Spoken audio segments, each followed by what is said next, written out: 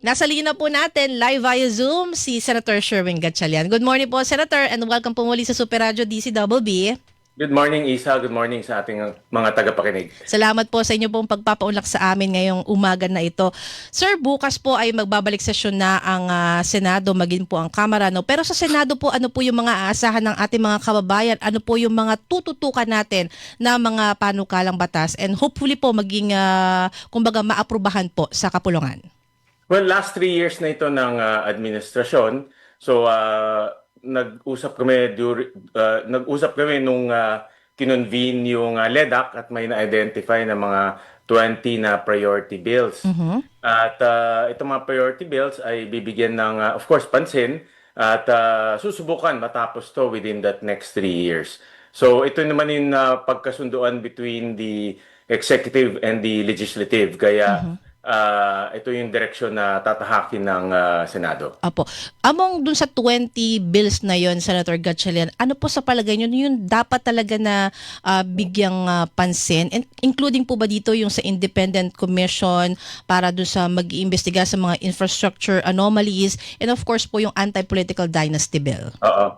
Actually, meron dong isang bill na hindi masyadong napag-uusapan pero para sa akin mahalaga at nakita natin yung dahan-dahan na nakakapinsala sa buhay. Ito yung Waste to Energy Bill na nasa LEDAC ngayon. Nakita natin sa Cebu, 'di ba? Halos 20 plus ang namatay dahil sa landfill. Yes At po. itong landfill na ito, isa lang yung Cebu sa marami isa.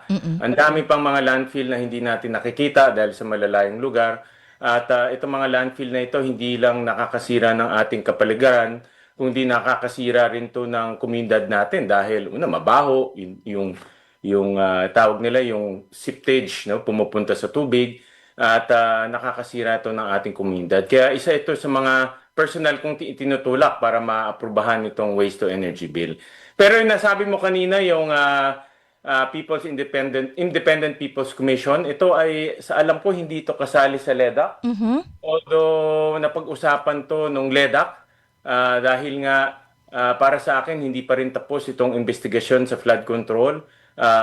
Tuloy-tuloy pa rin yung pag-iimbestiga at isang paraan para magkaroon ng tunay na independent yung or independence yung pag-iimbestiga. Magandang magkaroon tayo ng batas para gumawa ng isang Independent People's Commission. Opo. Kayo ho ba, hindi ho kayo nangihinayang dahil po yung Independent Commission for Infrastructure o ICI, nawalan po sila ng 2 commissioners and so far po parang halos wala na rin tayo naririnig kasi mula sa ICI eh.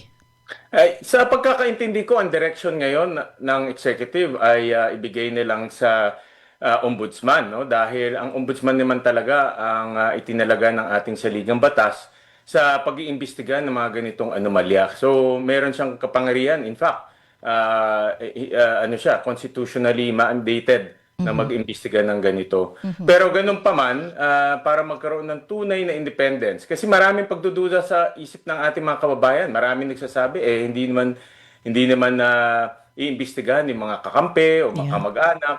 Kaya marami rin nagdududa kung magiging tunay na independent itong ginagawa ng executive. Kaya isa sa mga paraan para maibalik yung tiwala ng taong bayan ay magkaroon ng Legislated Independent People's Commission. Ayun, opo. And isa po kasi na-interview po ni Ate Nympha, si Senate President Tito Soto, and kabilang nga po doon sa binanggit ay yung Anti-Political Dynasty Bill. Ang mungkahi po ni Tito Sen, ni Senate President Soto, hindi maipipilit talaga ngayon yung agad-agad po na pagbabawal sa political dynasty o yung sabay-sabay. At sa halip po, ang sabi, simulan yung ban sa political dynasty sa lokal na pamahalaan kung saan po yung mayor, kamag-anak yung vice mayor o kaya kahit yung mga konsehal hanggang sa barangay level. Your thoughts po about it po? Well, isa, nasa saligang batas rin natin yan. No? Klaro sa saligang batas na dapat ang Kongreso ay gumawa ng isang anti-political dynasty bill. Pero sa mahaba ng panahon, hindi nagagawa yan. At aking pananaw, ito personal kong pananaw at obserbasyon, lalo na sa lokal na pamahalaan. Dahil kung magkakamag-anak, let's say, a mayor at vice mayor at konsehal, lumalabnaw o nawawala yung check and balance dahil ang nagpro-propose ng budget ay mayor, nag-approve ng budget ay sanggunian at Yes. vice mayor, kung magkakamag-anak yun, nawala yung check and balance. So, yan yung isang mga nakikita kong problema sa lokal na pamahalaan dahil nga nawawala yung check and balance. So, aminado ako na dapat, aminado ako na problema ito. No? At dahil nawawala na yung diwa ng yung sistema ng ating check and balances sa local level. Ganun din sa national. Apo. Pero dapat pag-aralan mabuti dahil maraming proposals na iba-iba No? So dapat pag-aralan mabuti kung ano yung pinakamaganda para sa ating bansa. Opo, kasi ang lagi din tanong na ating mga kababayan, Senator Gatchalian, totoo bang uusad itong panukalang ito sa Senado o sa Kamara, knowing po na yung dalawang kapulungan, marami po diyang mga political dynasties. Kayo po, di ba? Kayo, Senator Gatchalian, may mga kapatid din ho kayo sa Tama. mundo ng politika. So, kayo po, sa inyo pong personal na pananaw, may chance ba talaga yung panukalang ito? Ito sasabihin ko at least para sa akin, no, personal na pananaw ko ito, na dapat tingnan rin natin yung kabuuan. Aminado ako na meron tayong mga kapatid na nasa serbisyo publiko, pero tinitingnan ko rin yung anong mas maganda para sa ating bansa, pangkabuuan. Hindi lang yung anong maganda sa sarili ko, anong maganda sa pamilya ko. Hindi yun ang aking tinitignan. Tinitignan ko rin yung sitwasyon ng ating bansa at kung anong maganda para sa ating bansa. Dahil yung sitwasyon namin dito sa Valenzuela, iba yung sitwasyon, let's say, sa BARM, iba yung sitwasyon sa ibang lugar. At kung hindi naman maganda yung ibang sitwasyon, dapat yun ang ating ayusin. No? So, tingin ko naman, malawak naman yung pananaw ng ating mga kasamahan dito sa Senado at marami rin ako kausap ng mga senador na meron silang mga kamag-anak pero ang pananaw nila para sa ating bansa. Kung ano yung nakakabuti, then yun ang dapat nating gawin. Opo, kasi may impression na kapag sinabing political dynasty, masama agad eh. Pero kayo po ba, ganun ho ba din yung inyong paniniwala? Masama ba o wag naman masyadong i-generalize na masama yung political dynasty? Maraming mga magkakamag-anak o dynasty na nakakabuti sa kanilang lugar. At nakita ko rin ngayon with the age of social media, hindi rin nakakasigurado na kung ang apelyido mo ay pare-pareho, mananalo ka. Marami tayong nakitang mga sitwasyon ngayon. Ako naniniwala ko yung social media isang dahilan bakit ganyan. Na magkakamag-anak, pare-pareho yung apelyido pero natatalo. Marami tayong nakikitang ganyan. Sa itong mga nakaraang eleksyon, ang dami tayong nakitang ganyan. Pero may mga sitwasyon rin na ang tao mismo gusto yung dynasty dahil maganda naman yung ginagawa. So, dapat lang natin balansehin. No?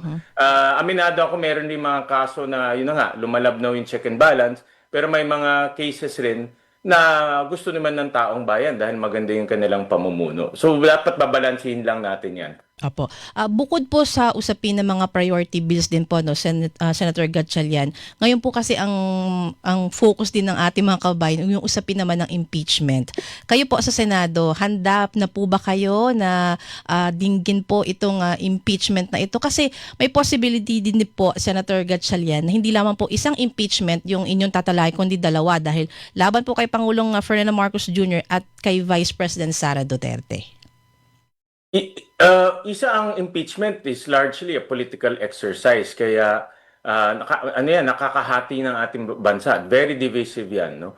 At lalo na kung dalawang ulo ang ini-impeach, lalo magiging divisive, no? Kaya dapat talagang pag-isipan mabuti ng mababang kapulungan dahil nag-uumpisa diyan ang impeachment at tignan mabuti yung ebidensya dahil kung pang politika lang talaga masisira tayo.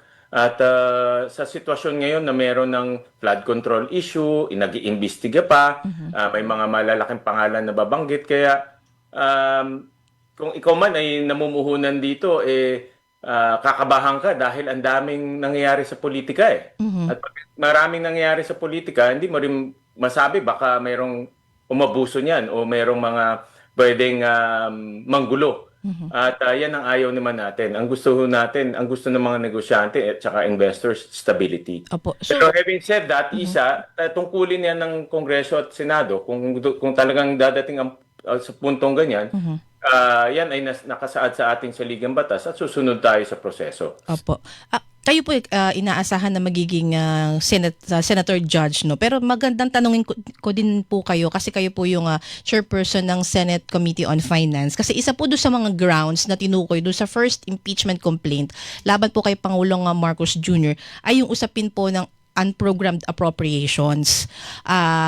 Sinasabi na naging labag daw po ito sa batas, yung hindi pag-veto din ni Pangulong Marcos dun sa UAs. Kayo po, ano pong posisyon nyo dito? Tinignan ko yung history ng UA. 30 years ng unprogrammed appropriations na ginagawa. Taon-taon to. Time pa ng ni President Cory Aquino until now, taon-taon ginagawa to. At wala pang Supreme Court ruling na nagsasabi na illegal to. Wala pang batas na nagsasabi na illegal to. Kaya ilang presidente na ang dumating, ginagawa nila yan. Ang hindi maganda yung pag-aabuso.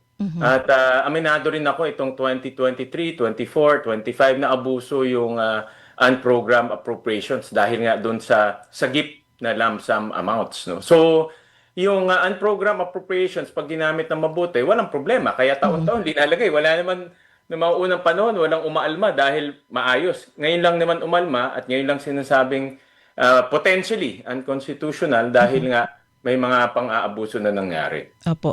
Bukod po doon sa issue ng UA, Senator Gatchalian, kung nabasa nyo na po yung sa impeachment complaints laban sa presidente, may mga nababanggit po kasi iba pa about sa budget like yung sa allocables o kaya doon sa kickback scheme daw po. Meron ho ba kayo nakikitang mabigat na grounds talaga or mabigat na batayan laban po sa presidente? Ako kasi ang pananaw ko diyan ay dahil without going into the details no kasi magiging senator judge tayo.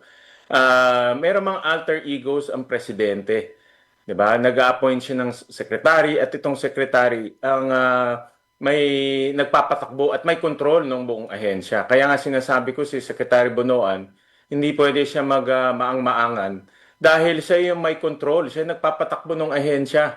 No, at dapat alam mo 'yan from A to Z. Alam mo ginagawa ng pinakamababang kawani ng ahensya mo para mapigilan yung mga ganitong korupsyon. Kaya sa akin pananaw, isa sa pinakamabigat ang responsibilidad diyan ay yung kalihim or yung secretary.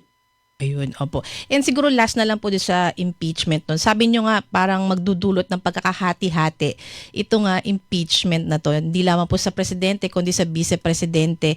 Sa palagay ni Huba, dapat din maghinay-hinay na lamang ang Kamara pagdating po dito sa usapin ng impeachment o yung iba pang mga may balak na mag-file ng impeachment knowing po na ang dami pang mga dapat na atupagin or tutukan? Ako, una mahigpit na ngayon no dahil sa Supreme Court ruling, napakahigpit na ang proseso sa mababang kapulungan. Para kang dadaan sa butas ng karayom. Kaya kung hindi naman yung mga nagfa-file o nagtatangka mag-file, kung ito ay pang-politika, wag na nilang gawin 'yon, no? Dahil hindi ako nakikita ko talagang nasa napaka-sensitibong kalagayan ng ating bansa. Pag sinabi kong ating bansa, tayong lahat yan. Apo. Makita naman natin yung economic growth natin last year, bumagal. This year, hindi natin tatamaan yung 5.5 minimum target natin. Marami na nagsasabi niyan dahil nga dito sa mga nangyayari. So kung pang-politika lang, wag na lang gawin dahil nakaka-apekto to sa paglago ng ating ekonomiya. And isa pa po pala, no, Senator Gatchalian, kasi na-mention po ni former Congressman Mike Defensor na dun sa kanilang impeachment complaint, willing daw po na tumestigo si former Congressman Zaldico. Sa Senate Blue Ribbon Committee nga po, hindi po siya nagpapakita, di ba? Hindi siya umaattend sa hearing sa impeachment pa ho. Kaya yung reaction niyo po? Para sa akin, walang kredibilidad si Zaldico. Kung talagang gusto niyong tumulong, dapat matagal na siyang umuwi dito. No? Puro laway na lang yung kanyang ginagawa. No? Puro laway lang ang kanyang ibinibigay. Para sa akin, walang kredibilidad. Dahil nga, nasa abroad siya, pero salita ng salita. No? So, hindi ko dapat bigyan ng malaking pansin yan dahil Wala naman siya dito. Opo. Kayo po bilang member po ng Senate Blue Ribbon Committee, meron ho ba kayong info kung kailan ulit magre-resume yung pong inyong investigation? And ano po yung sa palagay niyo na dapat matalakay pa sa susunod na pagdinig po? Well, isa nag-issue ng show cause order kay Zaldico at kay Gutesa. At itong si Gutesa, 'di ba, isa sa pinaka-controversial na witness. I hope na rumisponde siya dito sa show cause order at sumali siya sa mga pagdinig natin para mabigyan linaw yung kanyang mga sinabi nung una. Apo. Kapag po hindi sila tumugon do sa show cause order, ano po yung susunod na hakbang na? Magkakaroon na ng contempt. At pag nagkaroon na ng contempt, maaaresto na itong mga ito. Apo. Sa palagay niyo ba, may mga dapat pang kalkalin? Kasi naalala ko, sabi ni Senate President Pro Tempore Ping Lacson, marami pa rin mga nagpapadala ng messages na may mga ganitong anomaly sa ganitong lugar, ganyan-ganyan. May mga dapat pa ho ba kayong kumbaga silipin pa bukod po doon sa mga kasalukuyan na pong dinidiscuss? Meron ako meron ako mga pinag-aaralan pa. For example nga, itong sa GIP, no, sa program at pinag-aaralan namin mabuti kung ano yung naging takbo nito. Hindi ko muna i-disclose yung detalye, but ito yung mga anggulo na hindi pa masyado nabibigyan. Napag-usapan pangkobuan pero hindi pa nabibigyan ng detalye. Opo. So, at alam ko rin may mga iba pang mga mga lumilitaw na gusto mag-testify at yun naman ay pinag-aaralan ng komite. Tsaka isa pa pala, Senator Gatchalian, kasi hindi pa tapos yung investigation ng Senate Blue Ribbon Committee pero may inilabas na po na so-called minority report yung minority group po sa Senado. May previous na rin pong statement dito si Senator Lacson and sabi po niya nga walang silbi, wala sa hulog, yun yung kanyang term wala sa hulog at pambabastos sa Senate Blue Ribbon Committee yung pong minority report na yun. Kayo po, ano pong inyong reaction dito? Karapatan naman ng mga senador, kung minority ka or individual ka lang na hindi sumang-ayon sa committee report. Nangyari na yan sa akin, 'di ba, nung Pogo. Naglabas ako ng committee report, may mga hindi pumirma, may mga ayaw pumirma, pero bandang uli pumirma rin. Ganyan naman Pero ang maganda dito, dapat may committee report na kasi hindi pa tapos isa. Apo. So kung hindi ka man sumasang-ayon, antay mo muna yung committee report o makisali ka doon sa hearing dahil para sa akin yung base sa aking obserbasyon naging fair at maayos yung patakbo ng Blue Ribbon na investigations at open naman si Senator Lacson kung meron mga gustong maimbitahan o may ebidensya sa pag-uusap naman namin very open siya na imbitahan. Wala naman ako nakikitang hindi maayos, no? So yung mga ibang kasamahan natin kung meron silang mga gustong i-recommend na testigo, open naman ang committee para tanggapin yung mga recommendations na yun. Ayan. And with that po, kahit po sa short notice namin ng Senator Gatchalian, kayo po yung nagpaunlak sa amin. Maraming pong salamat. Maraming salamat, Isa. Thank you. Thank you so much po. Yan po. Hilingan, walang pinoprotektahan.